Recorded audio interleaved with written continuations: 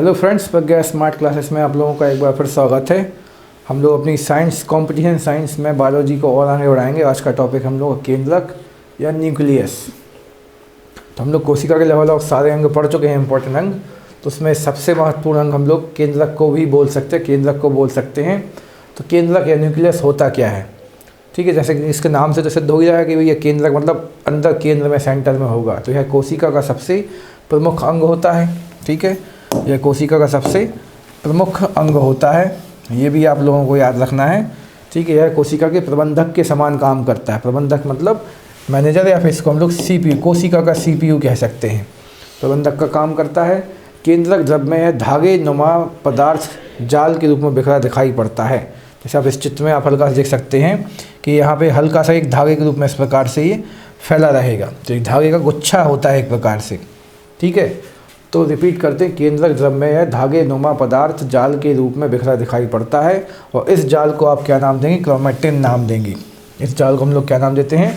Chromatin नाम देते हैं। यह प्रोटीन और डीएनए का बना होता है। जी, क्रोमेटिन जो बना होता है किस किस का बना होता है? तो प्रोटीन का बना होता है। प्रोटीन तो वैसे कई सारे होते हैं, तो आप ये कॉमन वर्ड अभी याद रखेंगे, प्रोटीन, और प्लस में उसके पास डीएनए होते हैं, ठीक है। डीएनए का बना होता है। फिर अगला पॉइंट क्या लिखा है? कोशिका विभाजन के समय क्रोमेटिन सिकुड़ कर, जब कोशिका विभाजन मतलब सेल डिवीजन होता है, तो यही क्रोमेटिन जो होता है सिकुड़ कर, ठीक है, यही जो जाल है वो सिकुड़ कर अनेक मोटे और छोटे छोटे धागों में संगठित हो जाता है, ठीक है। और एकदम पास पास आ जाएगा, छोटे छोटे मोटे मोटे धागे बना लेगा। और इन धागों को ही आप क्या कह देंगे? गुणसूत्र। तो आप गुणसूत्र या क्रोमोसोम्स भी आपको याद रखना है कि केंद्रक के अंदर पाए जाएंगे। केंद्रक के अंदर जो धागे नुमा या जालीनुमा आकृति है उसको आप क्रोमेटिन कहेंगे।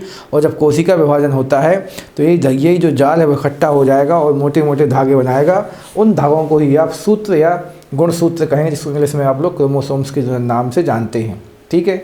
अगला फैक्ट क्या है? तो प्रत्येक जाति के जीवधारियों में सभी कोशिकाओं के केंद्रक में गुणसूत्र की संख्या निश्चित होती है। हम लोग ये नहीं बोल सकते कि दुनिया में जितने भी जीव होते हैं सभी के पास गुणसूत्र सेम होते हैं, ठीक है। ये वाली बात वैसे सबको पता है। जैसे हम लोगों को पता है मानव में 23 जोड़ा या फिर 46 क्रोमोसोम से गुणसूत्र पाए जाते हैं। तो जोड़ा मतलब एक जोड़ा होता है 2 का सामान्यतः, तो 23 जोड़ा मतलब 46 गुणसूत्र हमारी बॉडी में, मानव में होते हैं। जबकि चिंपैंजी के पास 24 जोड़ा अर्थात 48, और बंदर के पास 21 जोड़ा अर्थात 42 गुणसूत्र क्रोमोसोम्स पाए जाते हैं। तो यहाँ पर एक नया फैक्ट बस कुछ लोगों के हिसाब से हमारे ख्याल से ये मिला है, तो इसको आप लोगों को याद रखना। क्रोमेटिन एक प्रकार से जाल है जो कि प्रोटीन और डीएनए का बना होगा, और यही आगे जाके किसका निर्माण करता है? गुणसूत्र का निर्माण करता है। और ये थोड़ा सा इसको भी आप याद रखें, तो याद रखें। बाकी ये चीज़ तो आगे भी रिवाइज होगी कि ह्यूमन के या हमारे मानव या ह्यूमन के पास कितने गुणसूत्र क्रोमोसोम्स होते हैं। तो अगले पॉइंट की ओर चलते हैं। तो प्रत्येक गुणसूत्र में एक जेली के समान गाढ़ा गाढ़ा भाग होता है, द्रव भरा होता है। तो गुणसूत्र के भी अंदर यदि हम लोग जाएंगे तो उसके अंदर एक गाढ़ा गाढ़ा भाग या द्रव भरा होता है, जिसको आप क्या कहेंगे? मैट्रिक्स कहेंगे, ठीक है। मैट्रिक्स में 2 परस्पर लिपटे एवं महीन कुंडलित सूत्र दिखाई देते हैं। तो गुणसूत्र के भी अंदर जा रहे हैं हम लोग अब। तो गुणसूत्र के अंदर जी मान लो हम लोग ये घुस गए हैं, तो उसके अंदर भी एक गाढ़ा गाढ़ा लसलसा सा पदार्थ भरा रहेगा, जिसे आप मैट्रिक्स कहेंगे। उस मैट्रिक्स में भी आपको इस प्रकार से, ठीक है, इस प्रकार से चित्र थोड़ा बिगड़ रहा है, ठीक है, ऊपर वाला अच्छा लग रहा है। तो 2 परस्पर लिपटे किंतु महीन और कुंडलित सूत्र दिखाई पड़ते, जिन्हें आप क्या कहेंगे? क्रोमनी मेटा कहेंगे, जिनको आप क्रोमनी मेटा कहेंगे। और प्रत्येक क्रोमनी मेटा एक अर्ध गुणसूत्र कहलाएगा। तो मान लीजिए हमारा पूरा एक अर्ध गुणसूत्र था, तो इसमें एक धागा ये जा रहा है, एक धागा ये जा रहा है, तो इसे एक एक धागे को आप लोग क्या नाम दे देंगे?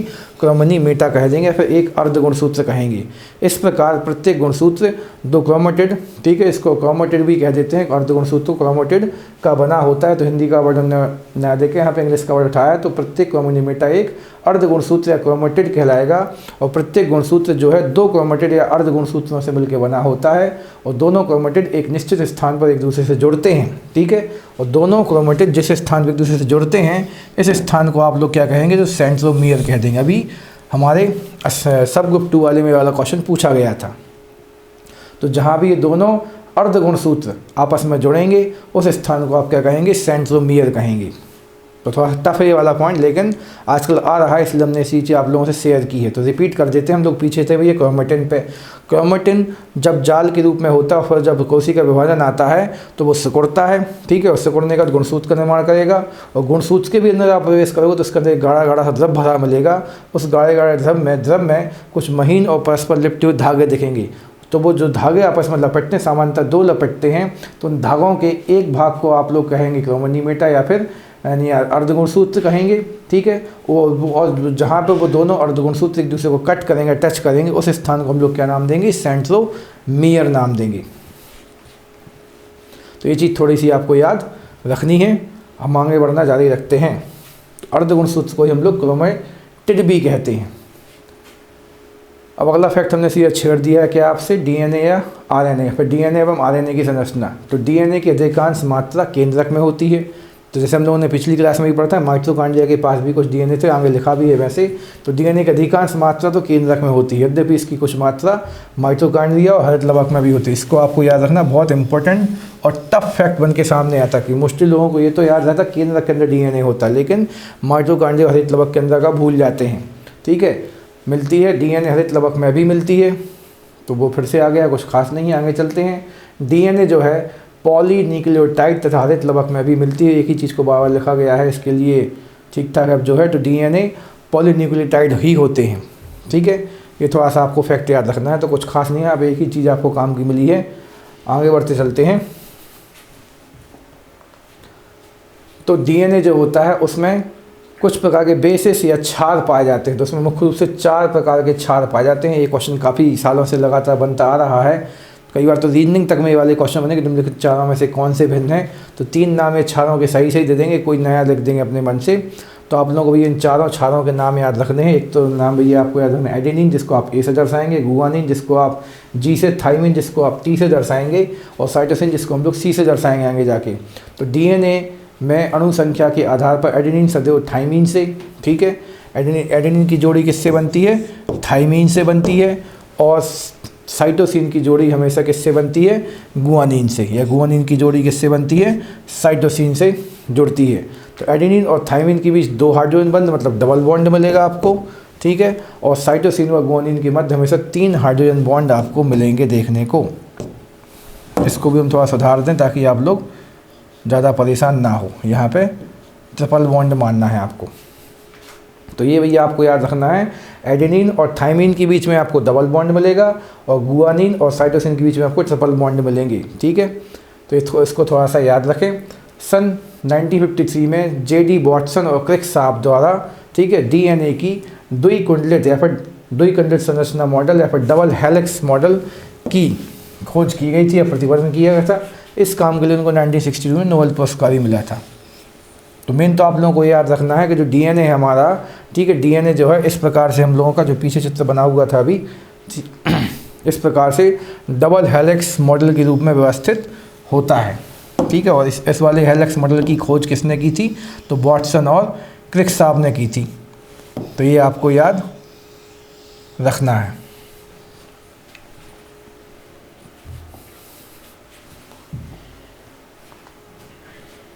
तो कुछ खास तो नहीं, आप लोगों को बस एक मेन फैक्ट याद रखना है, डीएनए के पास कितने बेस या क्षार होते हैं? 4 होते हैं। ATG यानी ATC, ACGT, इस प्रकार से हम लोग उसको क्रम से जमा सकते हैं। A होता है, C होता है, G होता है और T होता है, ठीक है। इन बस इसमें से जोड़ी किस किस की बनती है? तो A की बनती है T के साथ में, और C की बनती है G के साथ में। A और T के बीच में डबल बॉन्ड होता है, और G और C के बीच में ट्रिपल बॉन्ड होता है। और डीएनए जो है भैया उसका संरचना अपने केंद्र के अंदर डबल हेलिक्स मॉडल में होती है। वो डबल हेलिक्स मॉडल किसने खोजा? जो जेडी वॉटसन है। केवल आप लोग होता है, हमने तो मोस्टली बच्चों के बीच में ये फेमस होना वॉटसन और क्रिक। तो वॉटसन और क्रिक ये दोनों लोगों ने पार्टनरशिप की और डबल हेलिक्स मॉडल बना के दिया। नोबेल पुरस्कार का इफेक्ट उतना इम्पोर्टेंट नहीं बचा है अब।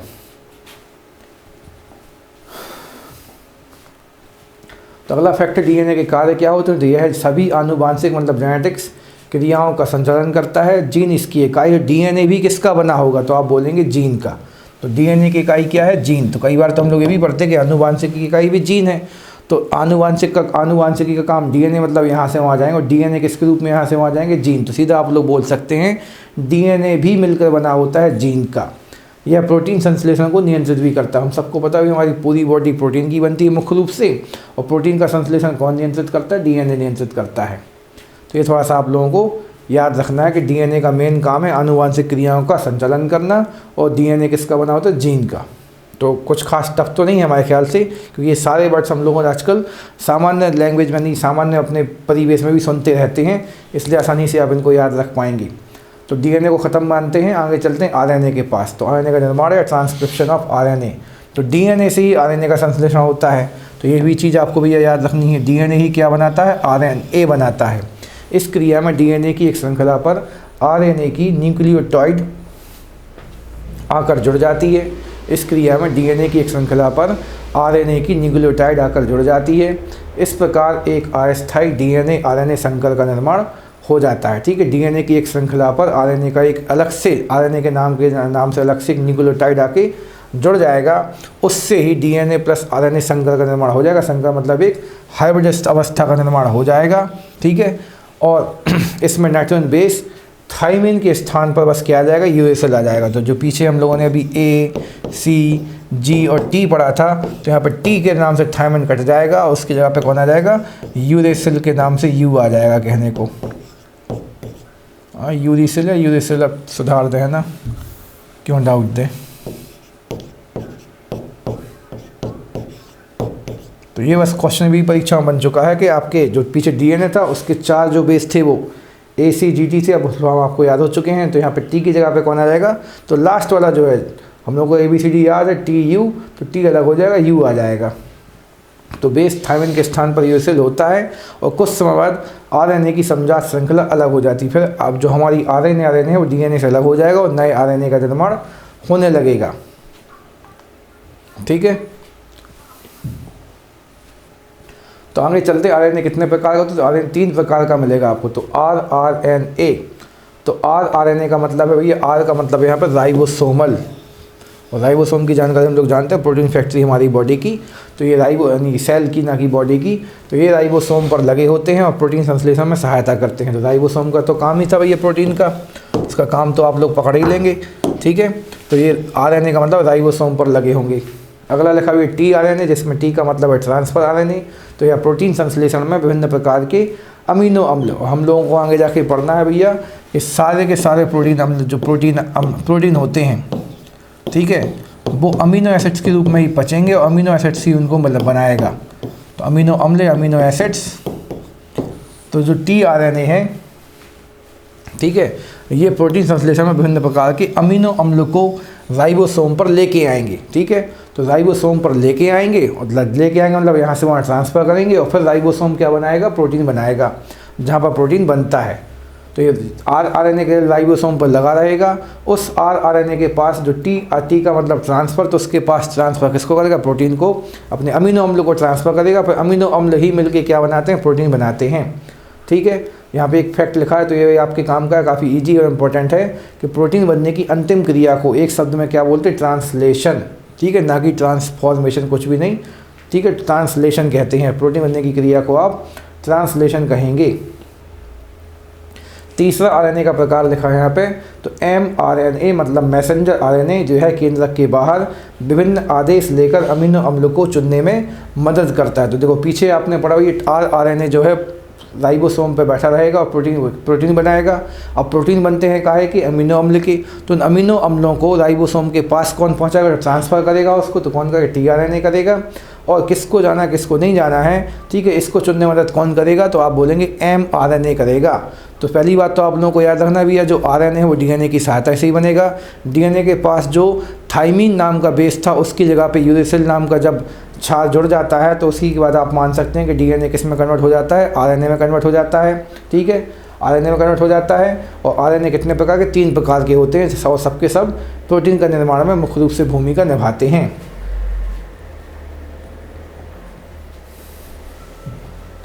तो ये चीज़ माना कि आपको याद रहेगी। और हम आगे बढ़ते चलते हैं। DNA और RNA में मुख्य अंतर हम लोगों को याद करना है। तो DNA क्या होता है भैया? इसका फुल फॉर्म क्या है? तो डीऑक्सीराइबोज एसिड। तो डीऑक्सीराइबोज शर्करा होता है इसके अंदर, और एक राइबोज शर्करा, राइबो एसिटिक एसिड है, राइबोस अम्ल है, और ये डीऑक्सी है। ठीक है, तो वो राइबोस शर्करा है और ये कौन सा डीऑक्सीराइबोस शर्करा है। इसमें बेस के रूप में आपने भैया पीछे याद किया है, ये फैक्ट ज़्यादा आता है एग्जाम में, ठीक है। तो इसमें भैया बेस एडेनिन गुआनिन थाइमिन एडेनोसाइटोसिन है, वहाँ पे थाइमिन की जगह पे यूरेसिल आ जाता है। यह मुख्यतः केंद्रक में पाया जाता है और यह केंद्रक और कोशिका द्रव्य दोनों में, कोशिका द्रव्य मतलब राइबोसोम में, तो राइबोसोम में भी कौन होता है हमारा आरएनए, मतलब कोशिका द्रव्य में भी पाया जाता है।